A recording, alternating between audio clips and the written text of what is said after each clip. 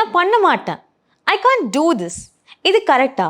நம்மள பல பேர் இந்த மாதிரி தான் யூஸ் பண்ணிட்டு இருக்கோம். அதில் ஒரு சின்ன மிஸ்டேக் இருக்குது. நம்ம என்னன்னு பார்க்கலாம்.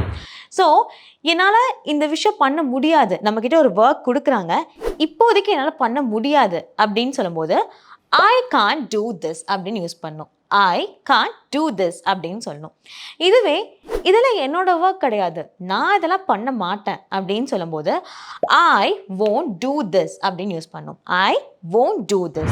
சிம்பிள். பண்ண முடியாது, அப்போதைக்கு பண்ண முடியாதுன்னு சொல்கிறீங்கன்னா காண்ட், பண்ணவே மாட்டேன் அப்படின்னு சொல்லும்போது won't யூஸ் பண்ணணும். இது போக அடிஷ்னலாக நான் ஒன்று சொல்கிறேன். இப்போ நம்ம ஒருத்தங்களுக்கு அட்வைஸாக சொல்வோம் இல்லையா, இந்த ஒர்க்கில் நீங்கள் ஏன் பண்ணுறீங்க, இதெல்லாம் நீங்கள் பண்ணாதீங்க, let them do அப்படின்னு சொல்லுவோம் இல்லையா, அங்கே நம்ம don't யூஸ் பண்ணணும். don't do this.